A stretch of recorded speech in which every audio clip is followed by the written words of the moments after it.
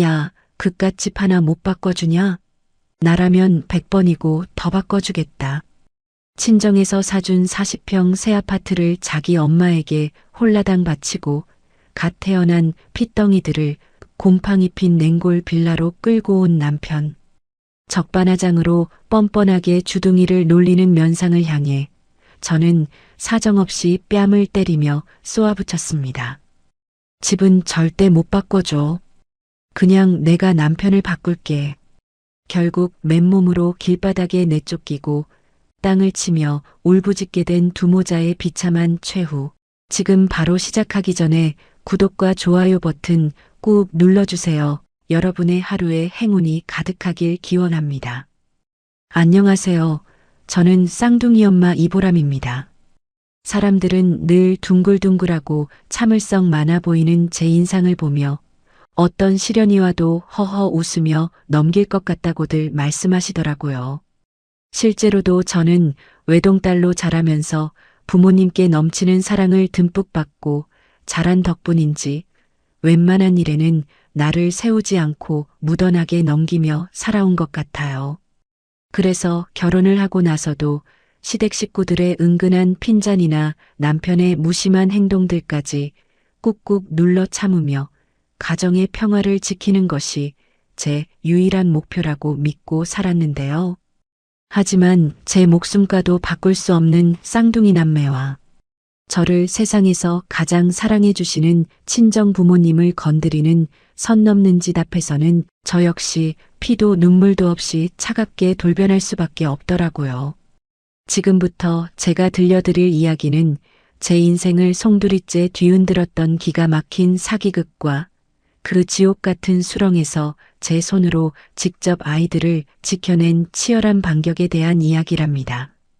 들으시면서 아마 속이 부글부글 끓어오르실 수도 있겠지만 끝까지 들어보시면 그 어떤 드라마보다 통쾌한 결말을 맞이하게 되실 테니 기대해 주세요. 이야기의 시작은 제가 그토록 간절히 원했던 아이를 갖기 위해 뼈를 깎는 고통을 견뎌내던 4년 전으로 거슬러 올라갑니다. 외동으로 자란 터라 늘 북적이고 화목한 가정을 꾸리는 것이 평생의 꿈이었던 저는 결혼을 하자마자 아이부터 간절히 바랬지만 야속하게도 삼신할머니는 제게 쉽게 아이를 점지해주지 않으셨어요. 자연 임신이 어려워지자 결국 저는 난임병원의 문을 두드리게 되었고 무려 3년이라는 길고 어두운 터널 같은 시험관 시술의 늪으로 걸어 들어가야만 했어요. 매일 아침 저녁으로 직접 배에 멍이 시퍼렇게 들도록 호르몬 주사를 찌르고 독한 약 기운에 온몸이 퉁퉁 붓고 망가지는 고통을 홀로 삼켜내며 하루하루를 버텨냈죠. 그렇게 몸과 마음이 갈기갈기 찢어지는 반복된 시술 실패 속에서 제가 가장 의지하고 싶었던 사람은 단연코 남편이었지만 그 사람은 제 기대와는 철저히 다른 길을 걸어가는 무책임한 사람이었어요. 난임병원 대기실에 나란히 앉아 있을 때도 핸드폰 게임에만 코를 박고 있던 그 사람은 제 손을 따뜻하게 잡아주기는커녕 잔뜩 찌푸린 얼굴로 한숨을 푹푹 내쉬며 제 가슴에 비수를 꽂아댔습니다. 아, 진짜 언제까지 이 짓을 해야 돼? 내 정자에는 아무 문제 없다는데 왜 자꾸 실패하는 거야? 네가 평소에 몸 관리를 제대로 안 하니까 애가 안 들어서는 거 아니냐고. 핸드폰 화면에서 눈도 떼지 않은 채 툭 내뱉는 남편의 원망 섞인 목소리에 저는 억장이 무너져 내리는 것 같아 입술만 꽉 깨물었습니다. 따뜻한 위로 한마디 없이 모든 난임의 원인을 오롯이 제 탓으로 돌리는 이기적인 태도에 서운함이 파도처럼 밀려왔지만 혹여나 스트레스를 받으면 다음 시술에 영향이 갈까봐 차오르는 눈물을 억지로 삼키며 배를 쓰다듬을 수밖에 없었죠. 포기하고 싶을 정도로 온몸의 기력이 쏙 빠져나가고 우울감이 극에 달하던 어느 날 거짓말처럼 기적이 찾아왔습니다. 진료실 모니터 화면을 숨죽여 바라보던 제 귀에 믿을 수 없을 만큼 경쾌하고 힘찬 심장 소리가 울려 퍼지기 시작했죠. 쿵쾅쿵쾅 요동치는 작은 점 2개를 가리키며 의사 선생님이 미소를 지으셨고 저는 그 순간 세상을 다 가진 듯한 벅찬 감동에 아이처럼 엉엉 소리내어 울어버리고 말았습니다. 무려 2명의 천사가 한 번에 제 품으로 찾아왔다는 사실에 그동안 매일 밤 화장실 변기를 붙잡고 토하며 흘렸던 눈물과 고통스러웠던 주사의 고통이 눈 녹듯 사라지는 기분이었어요. 초음파 사진을 가슴에 소중히 품고 병원 문을 나서며 저는 맹세했습니다. 앞으로 내 앞길에 그 어떤 매서운 비바람이 몰아치더라도 내 목숨을 바쳐서라도 이 2 아이만큼은 완벽하게 지켜내겠다고 말이죠. 쌍둥이라는 사실을 알게 된 저는 두려움보다는 설렘과 기쁨이 앞서서 발걸음마저 구름 위를 걷듯 가벼웠습니다. 평소 무뚝뚝하고 이기적이었던 남편도 이번만큼은 자기 핏줄이 2이나 생겼다는 소식에 뛸 듯이 기뻐하며 저를 안아줄 것이라 굳게 믿어 의심치 않았거든요. 부푼 가슴을 안고 집으로 돌아와 마침 잠깐 놀러 오셔서 거실 소파에 늘어져 있던 시어머니와 퇴근 후 씻지도 않고 소파에 누워 텔레비전만 보던 남편 앞에 초음파 사진을 조심스럽게 꺼내 놓았습니다. 여보, 어머니, 저 드디어 임신 성공했어요. 그것도 무려 쌍둥이래요. 우리한테 한 번에 2명의 천사가 찾아왔어요. 눈물을 글썽이며 활짝 웃는 제 얼굴과 달리 사진을 슬쩍 내려다본 시어머니의 표정은 순식간에 차갑게 굳어지더라고요. 축하한다는 따뜻한 말 한마디 대신 시어머니는 미간을 잔뜩 찌푸리며 탁자 위로 초음파 사진을 툭 던지듯 내려놓고는 싸늘한 목소리로 쏘아붙이셨습니다. 아이고, 하나도 키우기 벅찬 세상에 2을 한꺼번에 베서 어쩌려고 그러니?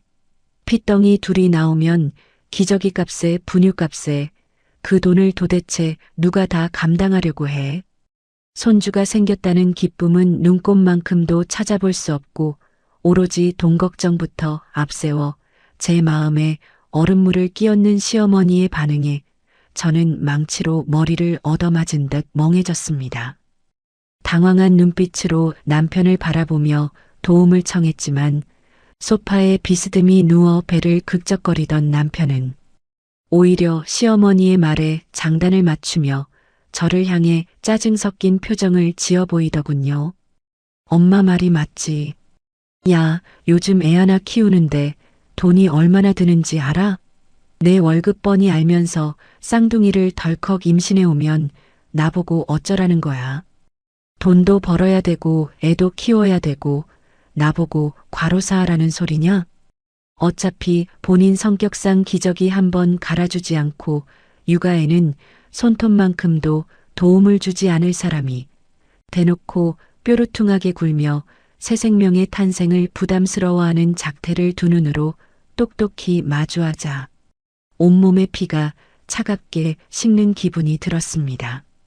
3년의 눈물 어린 고통 끝에 얻은 귀한 생명들을 축복해주지는 못할 망정 오히려 혹덩어리 취급을 하며 돈 타령만 늘어놓는 2 사람의 비정한 얼굴을 보면서 저는 깊은 배신감과 함께 걷잡을 수 없는 분노가 속에서부터 서서히 차오르기 시작했어요. 하지만 이 싸늘하고 뾰족한 시댁의 반응은 앞으로 제게 불어닥칠 상상조차 못할 끔찍한 악몽의 아주 작은 전조에 불과하다는 사실을 그때의 저는 까맣게 모르고 있었습니다. 시댁 식구들의 얼음장 같은 냉대에 가슴이 갈기갈기 찢어지는 듯 했지만 저는 조심스럽게 안방으로 들어가 방문을 굳게 걸어 잠그고 친정 부모님께 전화를 걸었습니다. 수화기를 귀에 대자마자 다정하게 제 이름을 부르시는 친정엄마의 따뜻한 목소리를 듣는 순간 그동안 시댁에서 구박받으며 꾹꾹 눌러 참았던 서러움이 터져나와 왈칵 눈물부터 쏟아내고 말았죠.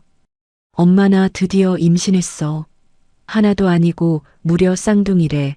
하늘에서 우리한테 귀한 천사를 2명이나 한꺼번에 보내주셨어. 쌍둥이를 가졌다는 제 떨리는 목소리가 채 끝나기도 전에 전화기 너머에서는 친정 부모님의 터질 듯한 환호성이 울려 퍼졌습니다. 늘 점잖으시던 친정아버지는 만세를 부르며 아이처럼 엉엉 소리내어 우셨고, 친정엄마 역시 귀한 외동딸이 그동안 매일 배에 주삿바늘을 찌르며 고생한 것을 하늘이 다 알고 한 번에 보상해 주신 거라며 목 놓아 눈물을 쏟아내셨죠.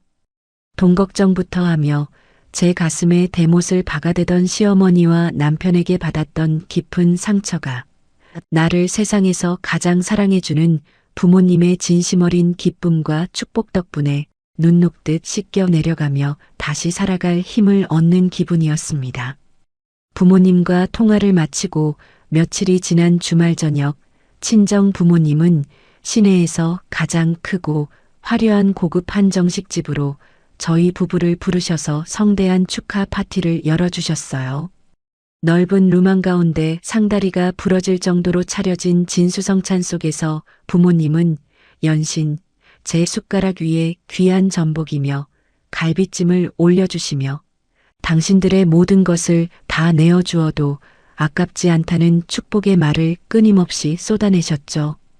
평소 같으면 처가댁 식사 자리를 부담스러워하며 입을 삐죽거리던 남편도 눈앞에 펼쳐진 최고급 요리들의 입맛을 쩝쩝 다시며 체면도 없이 허겁지겁 젓가락질을 해대기 바빴고요. 식사가 어느 정도 기분 좋게 마무리될 무렵 친정아버지께서 헛기침을 한번 크게 하시더니 정장 안주머니에서 아주 두툼한 서류 봉투 하나를 꺼내 제 앞으로 쓱 내미셨습니다. 우리 금쪽 같은 딸이 세상에서 제일 예쁜 쌍둥이를 품었는데 우리가 곧 외할아버지 외할머니가 되는 마당에 어떻게 가만히 입만 닫고 있겠어. 우리 딸 고생한 거 생각하면 내 목숨을 다 줘도 모자라지. 주름진 눈가에 환한 미소를 머금고 저를 바라보시는 친정아버지의 얼굴을 보며 저는 떨리는 손으로 조심스럽게 봉투를 열어보았습니다. 그 안에서 나온 빳빳한 서류 뭉치와 번쩍이는 새 아파트 카드키를 확인한 순간 저는 너무 놀라 헉하고 숨을 들이켜며 하마터면 들고 있던 따뜻한 찻잔을 바닥에 떨어뜨릴 뻔했죠. 봉투 안에 가지런히 들어있던 것은 다름 아닌 제 이름 석자, 이보람이 또렷하게 적힌 40평대 신축 브랜드 아파트의 분양 계약서와 등기 서류들이었거든요. 눈을 동그랗게 뜨고 그 자리에 돌처럼 굳어버린 저를 보며 친정어머니가 제 2손을 따뜻하게 감싸쥐고 눈물을 글썽이며 다정하게 설명해 주셨습니다. 핏덩이 2를 쾌적하게 키우려면 거실도 넓어야 하고 방도 넉넉해야 하잖아. 우리 딸 좁은 집에서 고생하는 꼴을 엄마 아빠가 어떻게 봐. 우리 쌍둥이들이랑 넓은 집에서 평생 돈 걱정 없이 행복하게 살아. 제 뱃속에 있는 귀한 손주들이 조금의 구김살도 없이 티 없이 맑게 자라기를 바라는 마음에 부모님 2분이 평생을 바쳐 모으신 전 재산을 아낌없이 털어 세상에서 가장 크고 눈부신 선물을 준비하신 것이었습니다. 그 엄청난 이야기를 듣자마자 조금 전까지 옆에서 이쑤시개를 씹으며 스마트폰만 쳐다보고 딴청을 피우던 남편의 눈이 튀어나올 듯 커지더니 입이 귀에 걸리도록 벌어지더라고요. 아이들 키울 돈이 없다며 저를 쥐잡듯이 잡고 쌍둥이를 짐짝 취급하던 그 뻔뻔하고 무책임한 인간이 갑자기 자리에서 용수철처럼 벌떡 일어나더니 장인어른과 장모님을 향해 바닥에 이마가 닿도록 넙죽 큰 절을 올리는 게 아니겠어요? 바닥에 납작 엎드린 남편은 2손을 싹싹 비비며 낯뜨거운 아부를 떨기 시작했습니다. 아이고, 평생 처가댁 향해 매일 아침 저녁으로 큰 절 올리며 살겠습니다. 우리 쌍둥이들 이렇게 넓고 훌륭한 환경에서 남부럽지 않게 키우게 해주셔서 정말 감사합니다.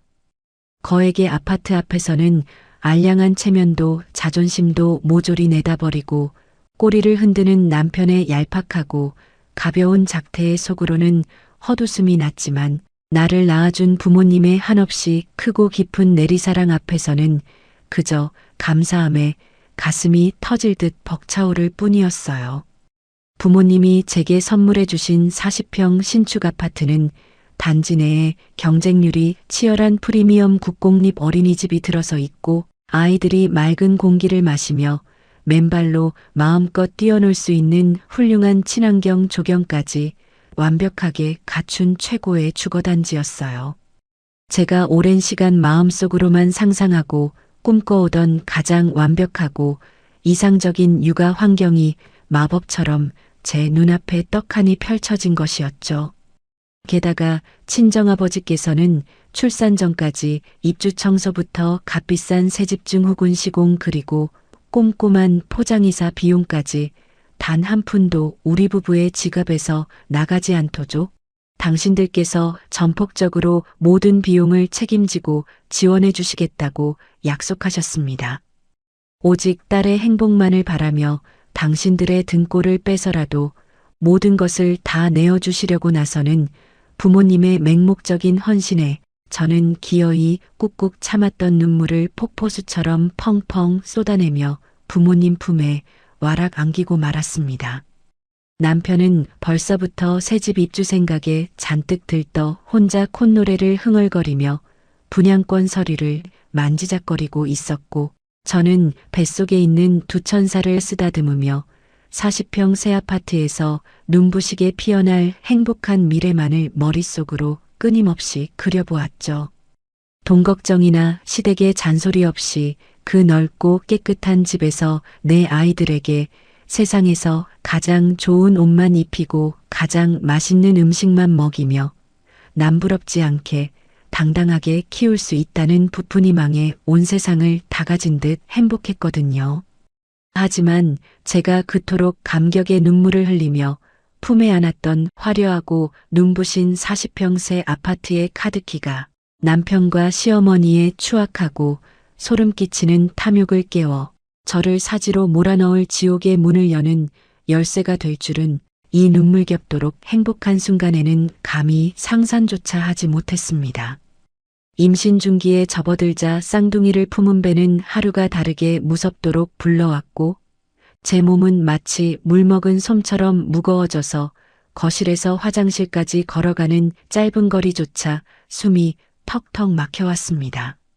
아이 둘이 뱃속에서 자리를 잡으면서 갈비뼈를 짓누르는 통증 탓에 밤마다 제대로 눕지도 못한 채 벽에 기대어 뜬 눈으로 밤을 지새우는 날들이 부지기수였죠.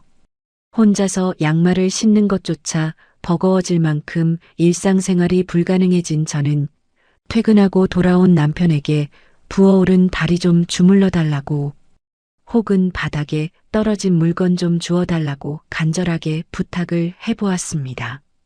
하지만 남편은 쳐다보지도 않은 채 겉옷을 소파에 휙 던져버리고는 피곤하다는 핑계를 대며 매번 밖으로 겉돌기 일쑤였어요. 문을 열고 나가려는 남편의 옷자락을 붙잡고 제발 집안일이라도 조금 거들어달라고 애원하는 저를 향해 남편은 귀찮은 기색을 역력하게 드러내며 미간을 잔뜩 찌푸린 채 쏘아붙였습니다. 지금 새 아파트 이사 준비하느라 밖에서 얼마나 바쁘게 뛰어다니는지 알아?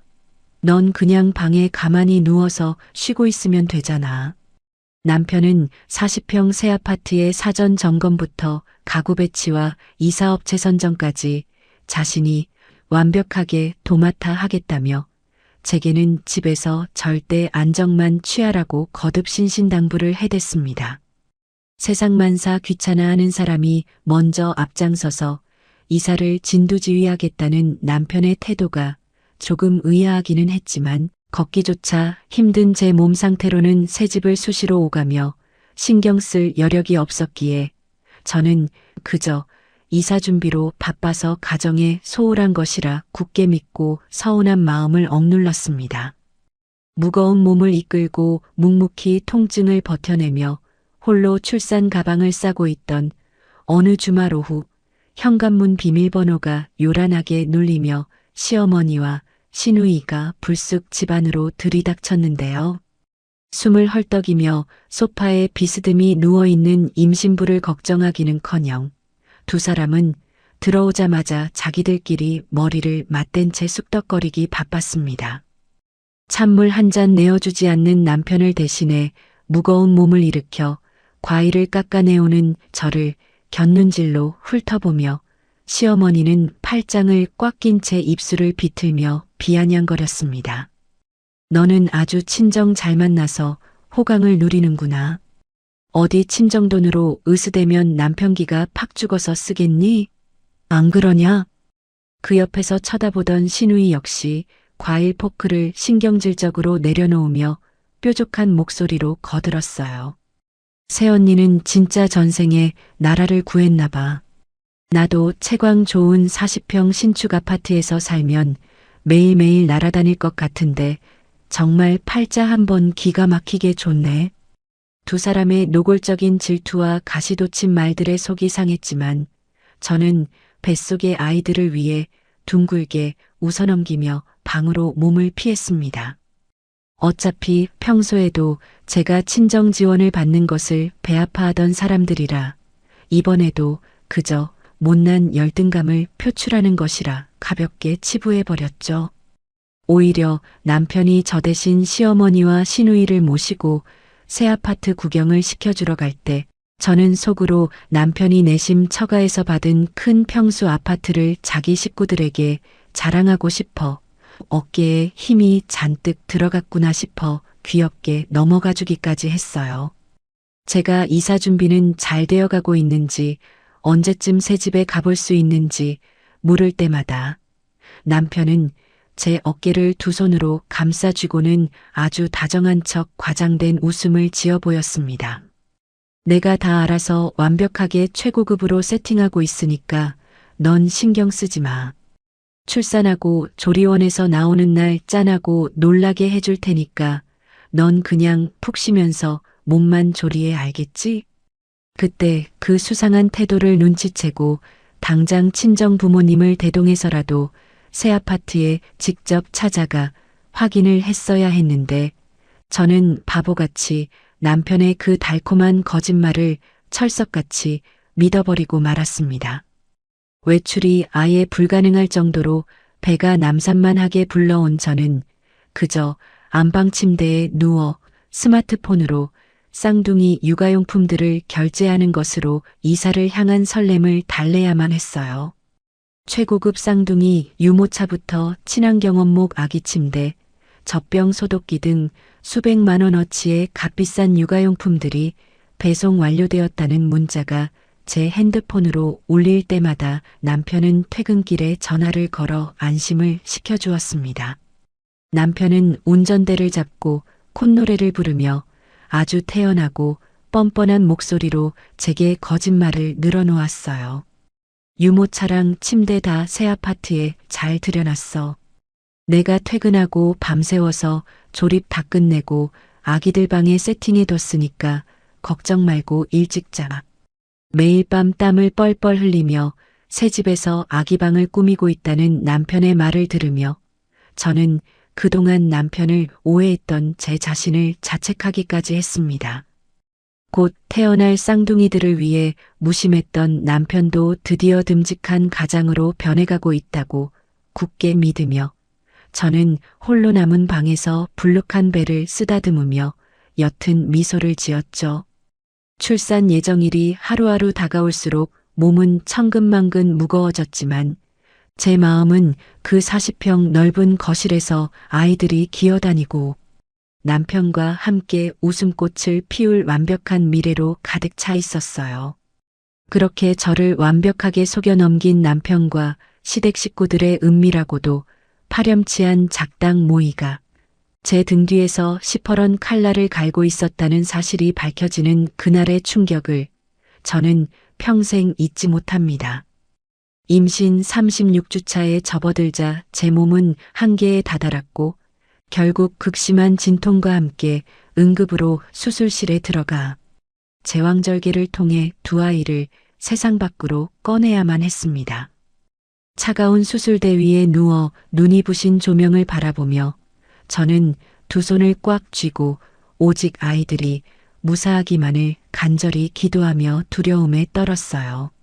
마취 기운에 정신이 아득해지는 와중에도 우렁차게 수술실을 채우는 두 번의 맑은 울음소리를 듣는 순간 저도 모르게 뜨거운 눈물이 양볼을 타고 흘러내려 수술대 베개를 푹 적셨어요.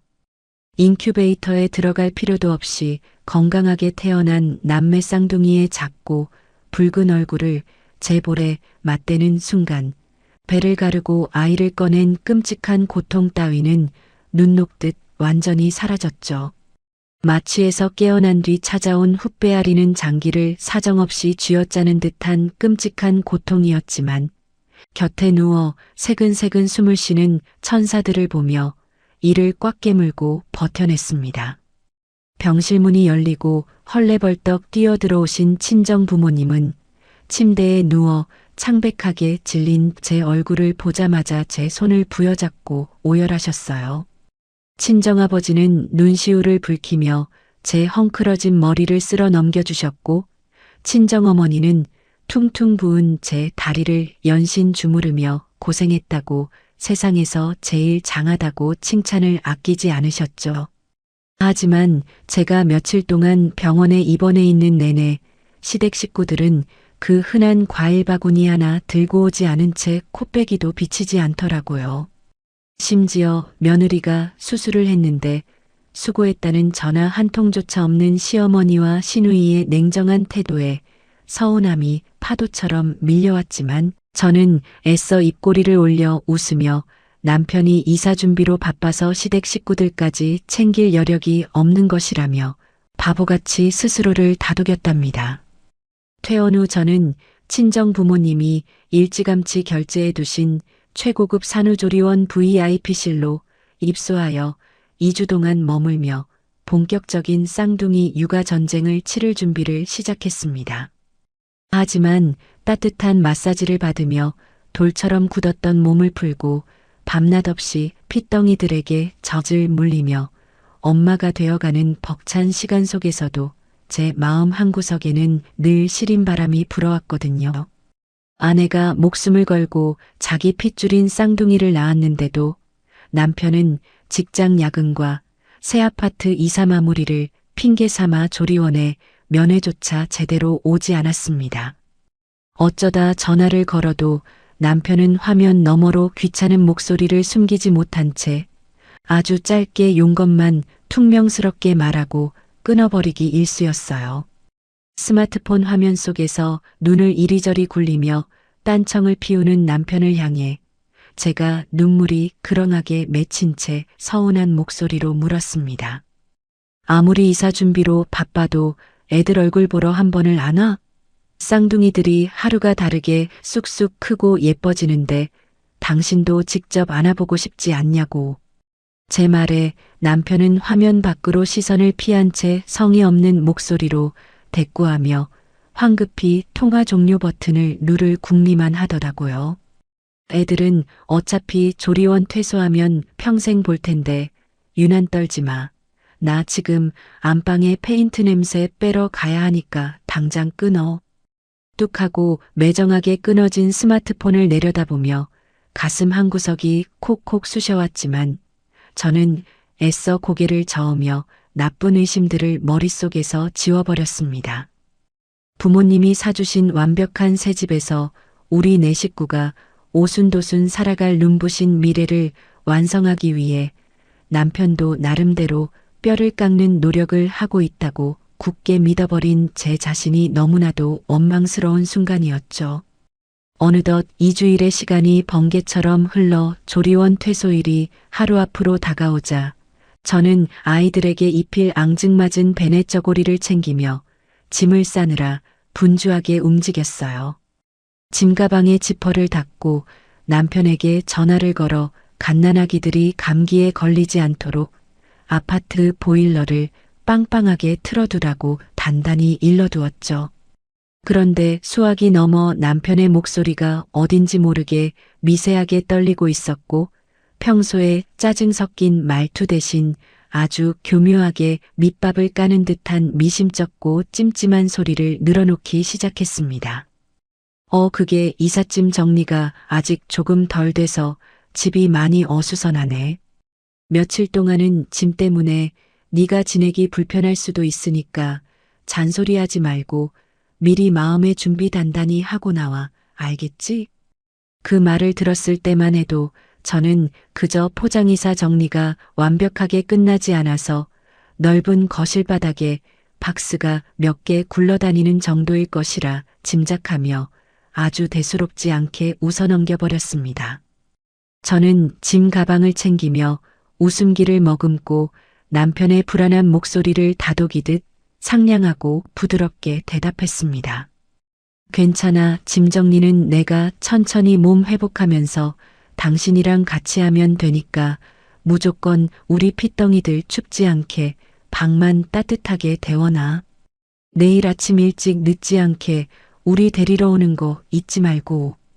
드디어 답답했던 조리원을 벗어나 부모님이 사주신 눈부신 집으로 돌아가는 날 아침, 저는 양팔에 솜털처럼 보송보송한 쌍둥이들을 소중하게 안아들고 로비를 나섰습니다. 조리원 앞 주차장에 차를 대놓고 서 있던 남편은 저를 보자마자 황급히 다가와 아이들이 담긴 바구니 카시트를 낚아채듯 받아들고는 제 눈을 마주치지도 않은 채 뒷좌석에 짐짝 밀어넣듯 거칠게 밀어넣더라고요. 아내의 수술 부위 안부를 묻거나 갓 태어난 아이들의 얼굴을 다정하게 들여다보며 미소를 짓는 따뜻한 아빠의 모습은 온데간데 없이 남편은 운전석에 올라타자마자 신경질적으로 엑셀을 밟아 차를 거칠게 출발시켰습니다. 뒷좌석에 앉아 흔들리는 카시트를 양손으로 꽉 붙잡은 채 저는 창밖으로 빠르게 스쳐 지나가는 풍경을 바라보며 드디어 그 꿈에 그리던 아파트에 들어설 생각에 한껏 들떠 콧노래까지 흥얼거렸습니다. 눈부신 아침 햇살이 쏟아지는 차창 밖을 바라보던 제 눈에 무언가 이상하고 서늘한 기운이 감돌기 시작한 것은 차가 출발한 지 30분이 채 지나지 않아서였습니다. 아파트는 널찍한 8차선 도로가 뻥 뚫려 있고 커다란 호수공원이 자리 잡은 쾌적하고 번화한 신도시 한가운데 있었거든요. 그런데 지금 남편이 손바닥에 땀을 뻘뻘 흘리며 운전대를 꺾고 있는 이 도로는 넓고 깨끗한 아스팔트가 아니라 금방이라도 차바닥이 긁힐 것처럼 울퉁불퉁하고 좁아터진 구도심의 지저분한 골목길이었습니다. 극도의 불안한 마음에 심장이 요동치기 시작했고 저는 앞좌석의 남편 의자 시트를 두 손으로 세게 움켜쥐며 날카롭고 다급한 목소리로 따져 물었습니다. 여보, 지금 대체 어디로 가고 있는 거야? 톨게이트 빠져나가서 신도시로 가야지. 이 방향이 전혀 아니잖아. 당신 내비게이션을 아예 반대 동네로 찍은 거 아니야? 당장 차 세워봐. 제 다급하고 떨리는 외침에도 남편은 꿀먹은 벙어리처럼 입을 꾹 다문 채 턱 밑으로 식은 땀만 줄줄 흘리며 브레이크를 밟기는커녕 더 깊고 후미진 골목길을 향해 미친 듯이 속력을 높였습니다. 앞유리 너머로 낡은 페인트가 벗겨진 슬레이트 지붕들과 쓰레기 봉투가 어지럽게 나뒹구는 전봇대들이 보이기 시작하자 제 머릿속은 하얗게 백지장처럼 변해버리고 말았죠.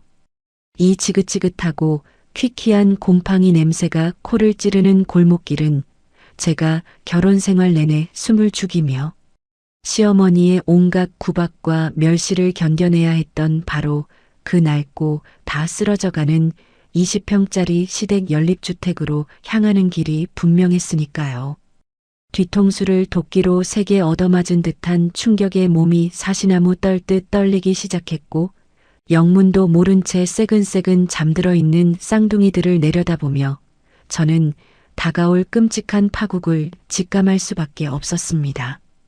차창 밖으로 쏟아지던 눈부신 아침 햇살이 어느새 탁하고 우중충한 잿빛으로 변해버린 것만 같은 불길한 예감 속에서 익숙하고 후미진 골목길의 지저분한 풍경이 스쳐 지나가며 차체가 덜컹거릴 때마다 제 심장도 바닥으로 쿵쿵 내동댕이 쳐지는 것만 같았습니다.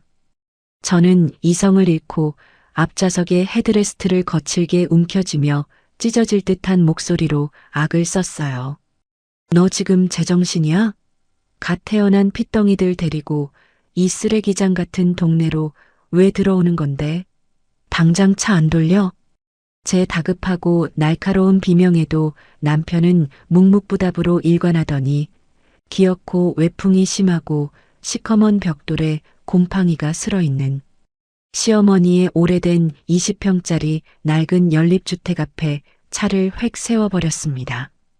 제가 문을 꽉 잠그고 절대로 내리지 않으려 발버둥을 치며 버티자 남편은 억지로 뒷좌석 문을 벌컥 열어젖히고는 곤히 잠든 쌍둥이들이 담긴 카시트 2개를 거칠게 끄집어내어 자신의 양팔에 짐짝처럼 끼워들더라고요.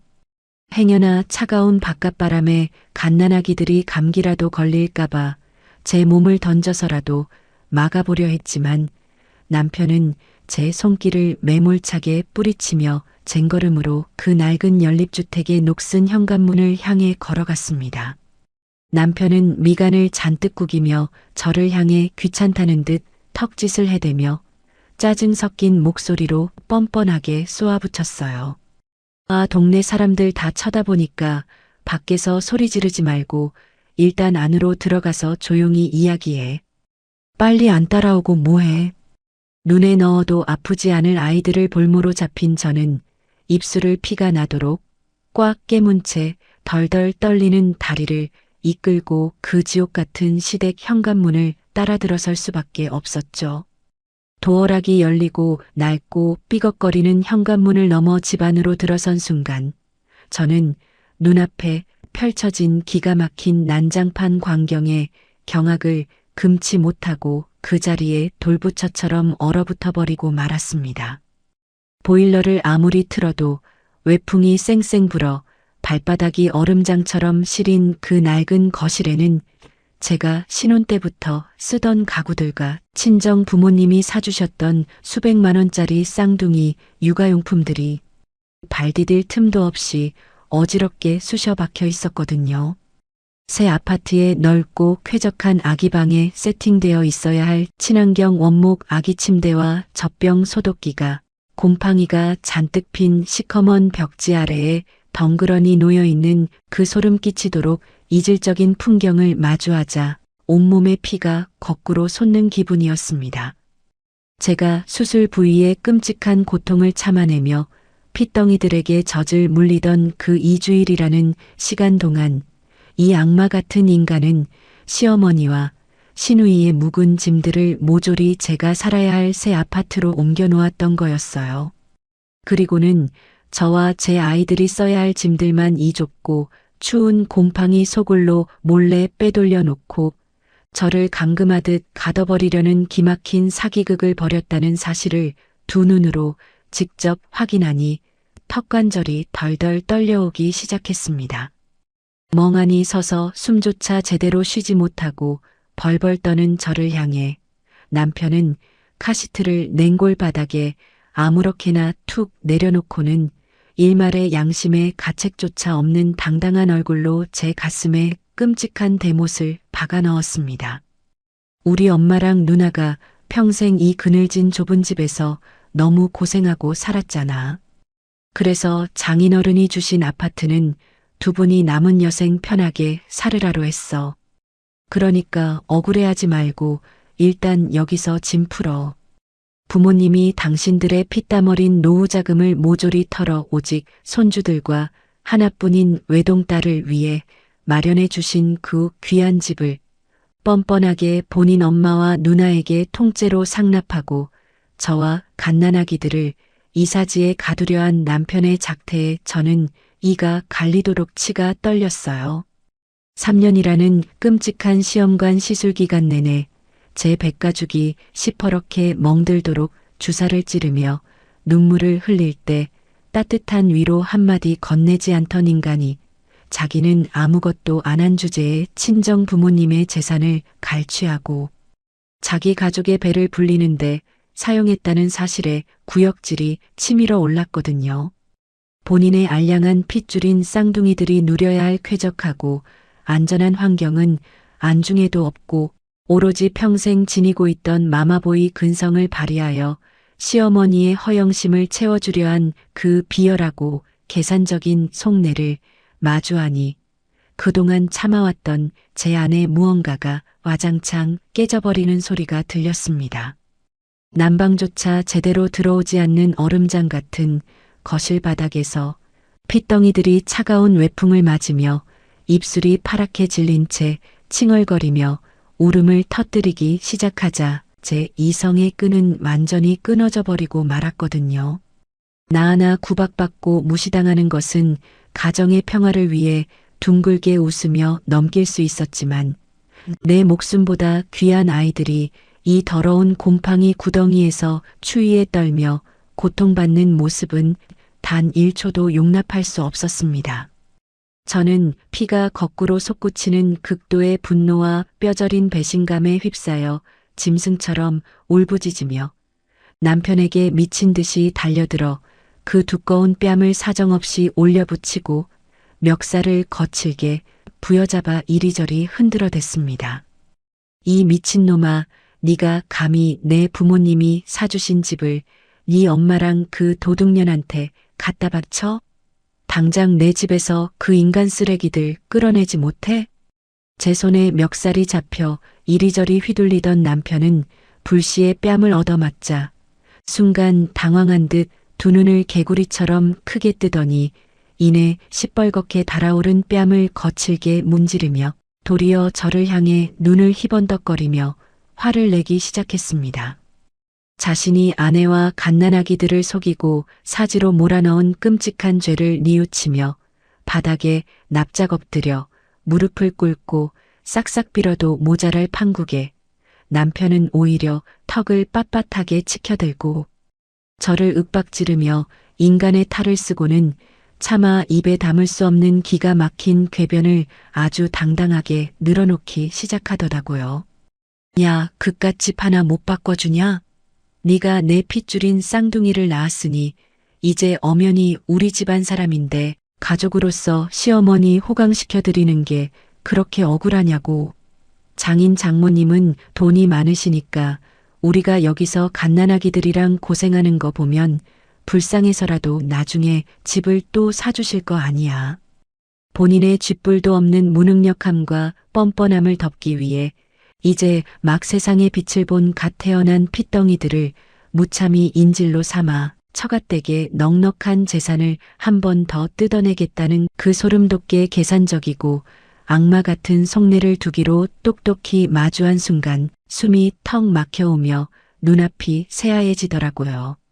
어떻게 짐승도 아닌 인간의 머리에서 자기 자식을 미끼로 삼아 돈을 뜯어낼 저런 끔찍하고 파렴치한 발상이 나올 수 있는지 구역질이 치밀어 올랐고 저는 덜덜 떨리는 주먹을 꽉 쥐고 남편의 가슴팍을 세게 밀치며 당장 내 집에서 네 엄마와 누나를 멱살이라도 잡고 끌어내라고 악을 쓰며 발악을 해댔습니다.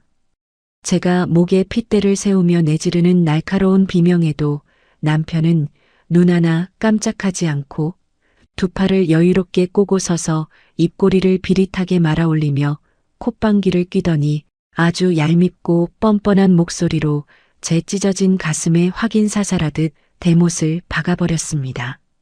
이미 새 아파트 도어락 비밀번호도 우리 엄마 생일로 다 바꿨고 엄마랑 누나는 그 집에서 죽을 때까지 절대 안 나갈 거니까 너도 쓸데없는 고집 그만 부리고 체념해.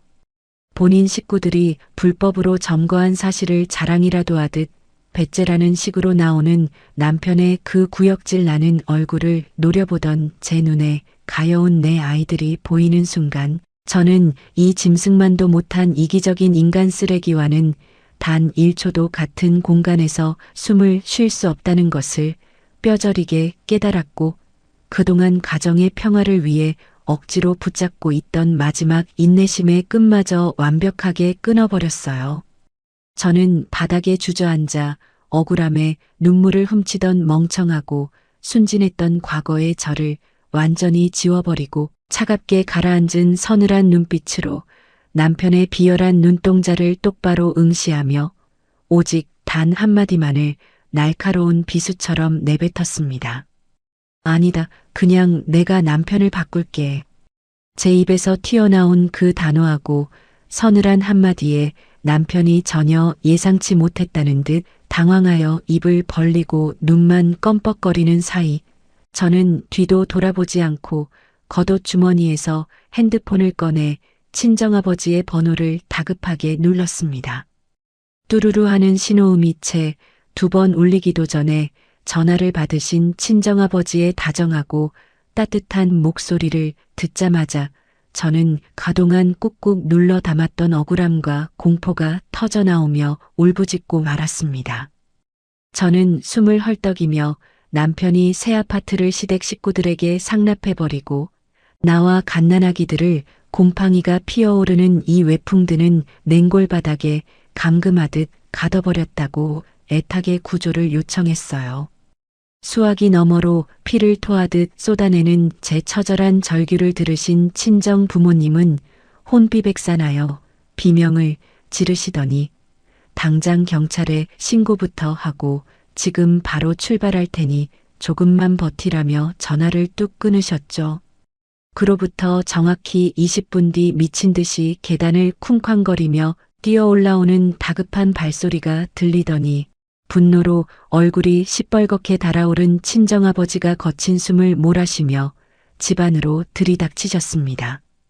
친정아버지는 현관에 들어서자마자 차가운 방바닥에서 파랗게 질려 우는 손주들과 극도의 공포에 질려 덜덜 떠는 제 몰골을 확인하시고는 눈이 뒤집혀 소리를 내지르시며 거실 한가운데 멀뚱히 서 있던 남편에게 번개처럼 달려들어 그 철면피 면상에 자비 없는 분노의 주먹을 사정없이 꽂아 넣으셨어요. 퍽하는 둔탁하고 살벌한 소리와 함께 중심을 잃고 바닥에 내동댕이 쳐진 남편은 코에서 시뻘건 코피를 줄줄 흘리면서도 꼴에 헛된 자존심은 챙기겠다고 덜덜 떨리는 손으로 바닥을 짚고 비틀거리며 일어나 아주 찌질하고 비겁한 목소리로 비겁한 변명을 늘어놓기 시작하더라고요. 아니, 장인어른이 저희한테 주신 집이니까 가장인 제 마음대로 제 가족들 살게 한 건데 왜 무식하게 폭력을 쓰시는 겁니까? 이거 엄연히 폭행죄로 고소할 수 있습니다. 자신의 뻔뻔한 사기극을 합리화하려는 그 기가 막힌 헛소리에 친정아버지는 어이가 없다는 듯 헛웃음을 터뜨리시며 쓰러진 남편의 멱살을 다시 거칠게 움켜쥐고 당장이라도 숨통을 끊어버릴 듯이 무섭게 노려보셨습니다. 저는 친정아버지의 든든한 보호 아래 바닥에 놓인 카시트 2개를 양팔에 부서져라 꽉 끌어안았어요. 저는 코피를 흘리며 바닥을 기어다니는 남편의 비참한 꼴과 그 지긋지긋하고 퀴퀴한 시댁의 낡은 짐짝들을 향해 경멸과 저주가 섞인 시선을 한 번 던져주고는 일말의 미련도 없이 현관문을 박차고 빠져나왔습니다. 애초에 제가 챙겨올 가치조차 없는 더러운 쓰레기장이었기에 저는 단 하나의 짐도 챙기지 않고 뒤도 돌아보지 않은 채 핏덩이들만 품에 꼭 안고 친정 부모님의 넓고 따뜻한 차 뒷좌석에 올라타 그 끔찍한 곰팡이 소굴을 완벽하게 벗어났죠. 온기가 가득한 친정집의 안전하고 푹신한 방에 도착하여 파랗게 질렸던 아이들을 눕히고 포근한 이불을 덮어주자 그제야 꽁꽁 얼어붙었던 긴장이 풀린 듯 아이들의 쌕쌕거리는 맑은 숨소리가 방 안을 평화롭게 채우기 시작했습니다. 아이들이 무사하다는 사실을 확인하자마자 저는 그동안 참았던 눈물을 쏟아내며 저를 구하러 와주신 부모님 앞에 털썩 무릎을 꿇고 말았습니다. 저를 꼭 껴안고 함께 오열하시는 부모님 앞에서 저는 더 이상 남편의 가스라이팅에 눈치 보며 끌려다니는 바보 같은 아보람이 아니라 내 목숨 같은 아이들을 지키기 위해 시퍼런 이빨을 드러낸 강인한 어미 늑대가 되어 저 금수만도 못한 쓰레기 일가족과의 완벽하고 피 튀기는 이혼을 선언했어요. 제 피 맺힌 굳은 결심을 들으신 친정아버지 역시 눈물을 거칠게 닦아내시며 내 귀한 딸과 갓 태어난 핏덩이 손주들을 사지에 몰아넣고 뻔뻔하게 재산을 갈취하려 한 저 악마 같은 놈들을 절대 이대로 살려두지 않겠다며 즉각적인 법적 대응과 자비 없는 참교육을 다짐하셨습니다. 이제 저와 제 가족의 모든 것을 걸고 그 탐욕스러운 시월들을 철저하게 짓밟아버릴 무자비한 반격의 서막이 드디어 올랐음을 저는 서늘하게 끓어오르는 분노 속에서 똑똑히 직감할 수 있었죠. 친정집의 따뜻한 온기 속에서 뜬 눈으로 밤을 지새운 저는 어제보다 더 차갑고 단단하게 이성을 다잡았습니다.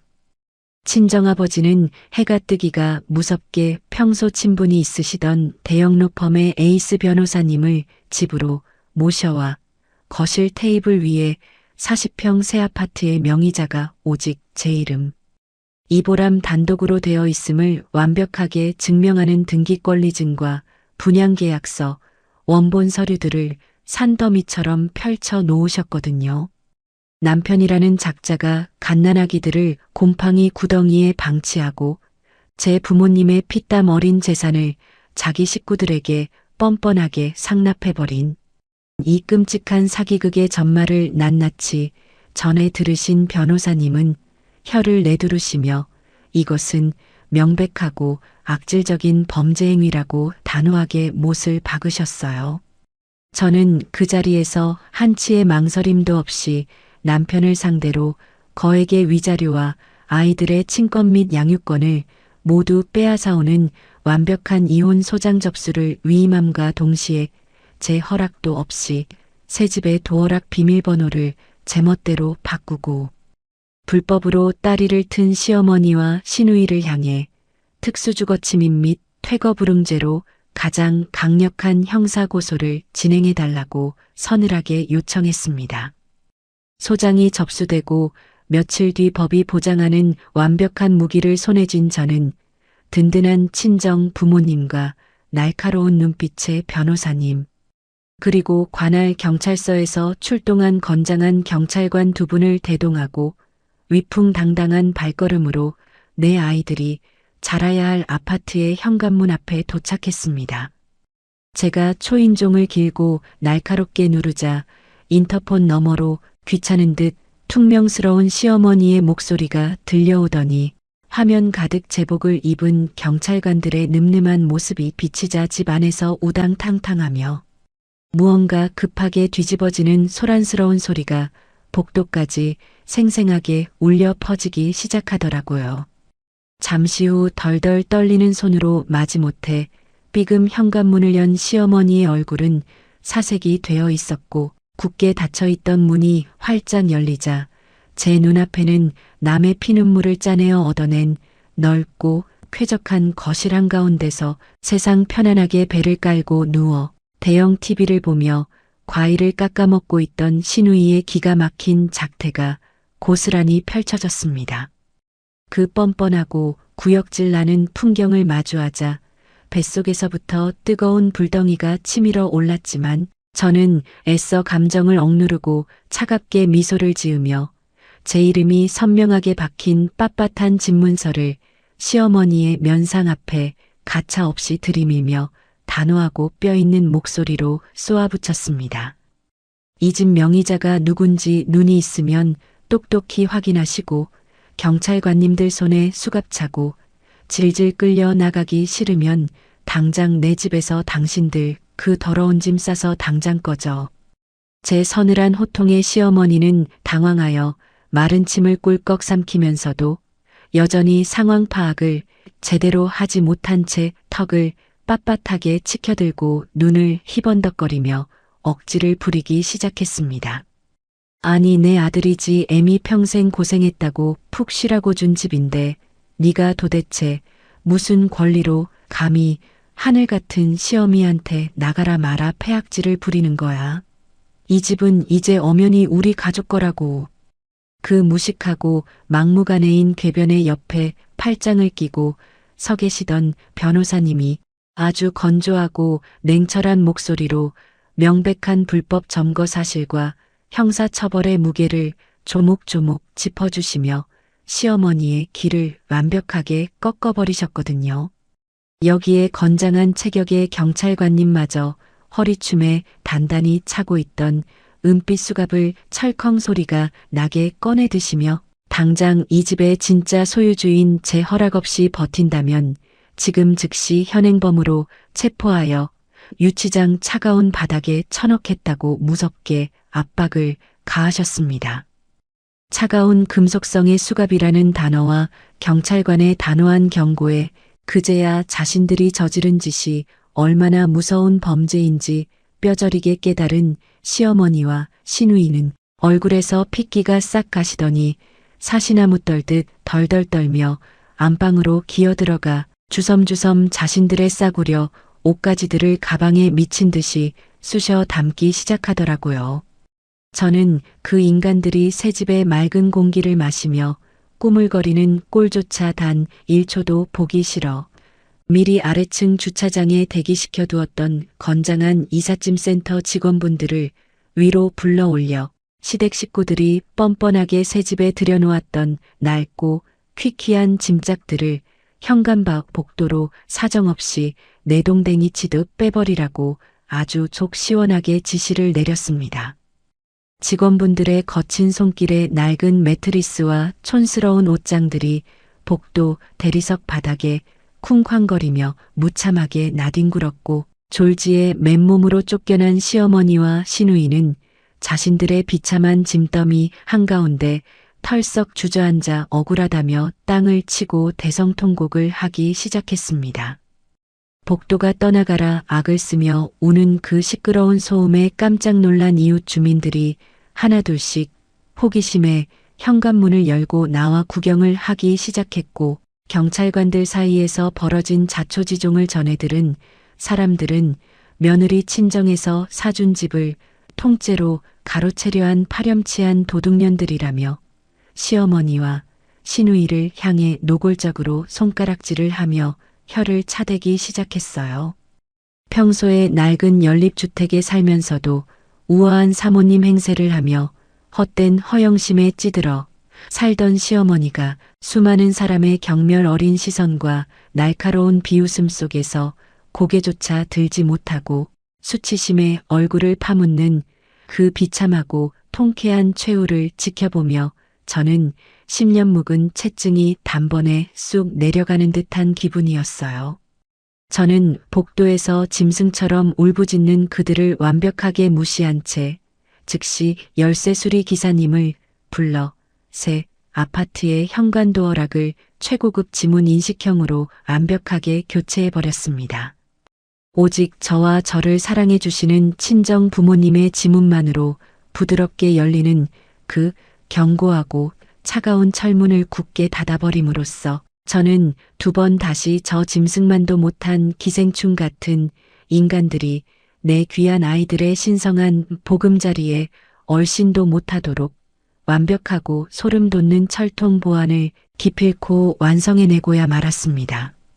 경찰과 이삿짐 센터 직원들에 의해 새 아파트에서 짐짝처럼 쫓겨나 길거리에 나앉게 된 시어머니와 시누이의 비참한 소식은 그날 저녁 곧바로 남편의 귀에 들어갔던 모양입니다. 남편은 그제야 자신이 얼마나 엄청난 짓을 저질렀는지 그리고 제 친정 부모님의 든든한 재력과 분노가 얼마나 무서운 것인지 뼈저리게 깨달은 듯 제 스마트폰으로 미안하다며 싹싹 비는 장문의 메시지를 쉴 새 없이 쏟아내기 시작하더라고요. 남편은 무릎을 꿇고 눈물을 흘리는 이모티콘까지 덧붙여가며 자기가 잠시 미쳤었다고 한 번만 용서해주면 평생 노예처럼 살겠다는 역겨운 변명들을 구구절절 늘어놓았습니다. 하지만 저는 이미 썩어 문드러진 그 인간의 얕은 속내를 완벽하게 꿰뚫어 보고 있었기에 단일의 자비도 없이 화면에 뜨는 그 끔찍한 이름 석자를 영구적으로 차단해버리고 그 어떤 연락도 닿을 수 없도록 모든 소통 창구를 잔인하게 닫아버렸습니다. 저는 오직 날카로운 이성을 유지하며 대형 로펌의 변호사님을 통해서만 완벽한 이혼 소송과 거액의 위자료 청구를 아주 냉정하고 무자비하게 밀어붙였거든요. 지루하고 피말리는 법정 싸움이 이어졌지만 진실은 너무나도 명백하고 투명하게 저를 향해 웃어주고 있었습니다. 재판 과정에서 남편은 갓 태어난 핏덩이 아기들을 난방조차 제대로 들어오지 않는 곰팡이가 피어오르는 열악한 환경에 고의로 방치하려 한 끔찍한 아동학대 정황까지 낱낱이 인정되어 판사님의 매서운 호통과 함께 친권과 양육권을 완벽하고 처절하게 박탈당하는 비참한 최후를 맞이했습니다. 법원은 남편에게 제가 그동안 겪은 극심한 정신적 고통과 사기극에 대한 대가로 감히 갚을 엄두도 내지 못할 엄청난 거액의 위자료를 전액 지급하라고 명쾌하게 판결했고, 이 길고 끔찍했던 이혼 소송은 한치의 오점도 없는 저의 완벽한 승소로 통쾌하게 끝이 났어요. 하지만 감당할 수 없는 거액의 위자료와 변호사 비용을 떠안게 된 남편은 법원 문을 나서자마자 그 알량하고 이기적인 본성을 또다시 끄집어내어 이번에는 본인의 핏줄인 시어머니의 등에 시퍼런 칼을 꽂는 기가 막힌 폐륜을 저지르고 말았습니다. 빚쟁이들에게 쫓기며 하루하루 피를 말리던 남편은 다시 그 낡고 곰팡이 핀 20평짜리 연립주택으로 기어 들어간 시어머니의 인감도장을 몰래 훔쳐내어 그 썩어가는 집마저 사채업자들에게 통째로 담보로 잡혀버렸거든요.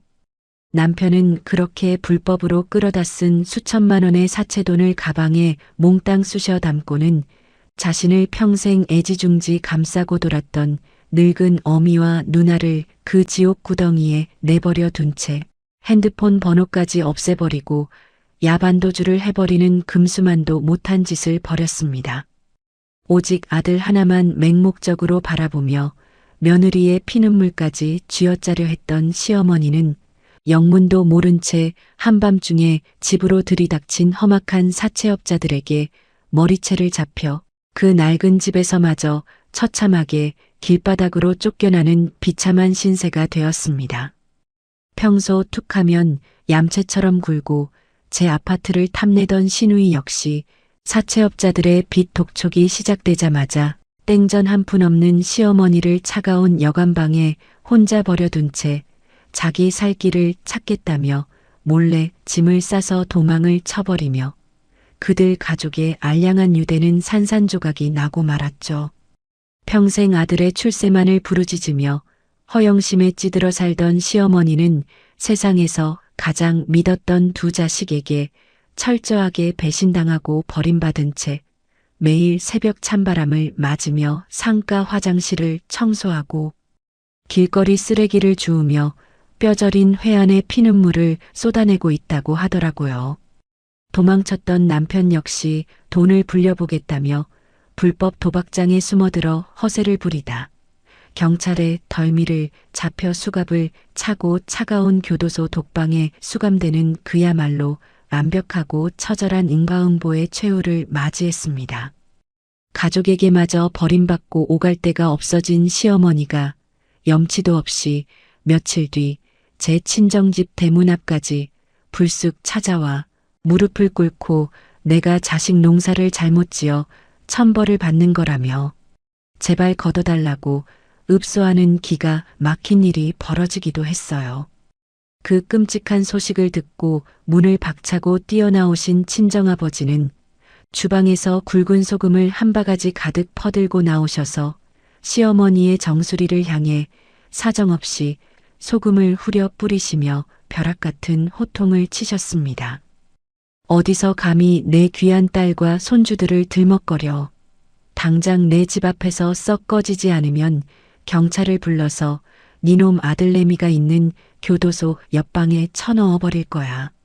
얼굴과 머리카락에 하얀 소금 세례를 뒤집어 쓴 시어머니는 친정아버지의 불호령과 서늘한 기세에 눌려 덜덜 떨더니 쥐새끼처럼 허겁지겁 골목길을 빠져나가 도망을 쳤고, 그날 이후로 그들은 두 번 다시 저희 가족 주변에 얼씬조차 하지 못하게 되었습니다. 완벽한 법적 승리와 함께 지옥 같았던 과거를 깨끗하게 잘라낸 저는 그동안 흘렸던 눈물과 아픔을 딛고 일어나 뼈저린 경험을 바탕으로 새로운 인생의 도약을 준비하기 시작했습니다. 길고 고통스러웠던 시험관 시술의 눈물과 기생충 같은 전 남편 일가의 사기극을 온몸으로 부딪혀 이겨낸 저는 깐깐하고 강인한 엄마의 진정성을 담아 쌍둥이 남매의 이름을 내건 프리미엄 유아용품 및 난임부부 심리상담 플랫폼을 당당하게 창업했거든요. 누구보다 아이를 간절히 원했고 또 누구보다 아이를 완벽하게 지켜내고 싶었던 제 절실한 마음이 제품 하나하나에 고스란히 담기자 제 브랜드는 맘카페를 중심으로 폭발적인 입소문을 타기 시작하며 그야말로 날개 돋친 듯 엄청난 성공을 거두게 되었습니다. 불과 몇 년 만에 수십억 대의 엄청난 매출을 굴리며 사회적으로 크게 존경받는 스타 CEO로 자리매김한 저는 경제 매거진의 표지를 장식하고 유명 TV 방송에 가장 성공하고 영향력 있는 여성 기업가로 화려하게 출연하며 눈부신 스포트라이트를 한 몸에 받게 되었습니다. 들리는 소문에 의하면 화장실 락스 냄새가 진동하는 상가 계단 귀퉁이에 쪼그려 앉아 찬 밥덩이를 씹어 삼키던 시어머니는 상가 벽면에 걸린 대형 전광판을 통해 우아하고 당당하게 미소 짓는 저의 화려한 인터뷰 영상을 보며 가슴을 퍽퍽 치고 통곡을 하며 매일 밤 지옥 같은 후회 속에서 살아가고 있다고 하더라고요. 하지만 그들이 자신들의 탐욕이 불러온 파멸의 구렁텅이에서 서로를 저주하며 썩어가는 동안 저는 저를 위해 모든 것을 내어주셨던 친정 부모님의 은혜에 보답하기 위해 예전에 선물 받았던 40평 아파트를 아예 뛰어넘는 기적 같은 선물을 준비했습니다. 넓고 푸른 호수공원이 한눈에 내려다 보이고 최고급 대리석으로 화려하게 장식된 90평대 최고급 펜트하우스를 매입하여 친정 부모님께 통 크게 안겨드리며 저는 막대한 부와 흔들리지 않는 명예를 동시에 거머쥔 진정한 승리자가 되었죠. 길고 끔찍했던 과거의 악몽을 제 손으로 완벽하게 부수고 가장 짜릿하고 통쾌한 역전극으로 뒤바꿔버린 저는 이제 수많은 직원을 거느린 존경받는 CEO이자 강인하고 따뜻한 엄마로서 구김살 없이 맑게 자라는 나의 귀한 쌍둥이들, 그리고 언제나 내 편이 되어주시는 든든한 부모님과 함께 매일매일이 눈부시고 찬란한 진짜 해피엔딩을 살아가고 있답니다. 지금까지 제 길고 험난했던 이야기를 끝까지 들어주셔서 정말 감사합니다.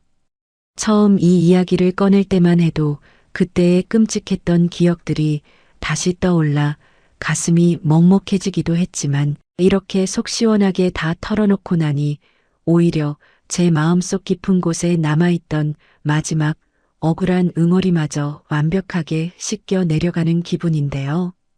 혹시라도 과거의 저처럼 누군가의 착한 며느리나 순진한 아내라는 이름에 갇혀 홀로 상처받고 아파하시는 분들이 계신다면 절대 혼자서 꾹꾹 참으며 눈물 흘리지 마시고 본인의 진짜 행복을 위해 당당하게 털고 일어날 용기를 내셨으면 좋겠습니다.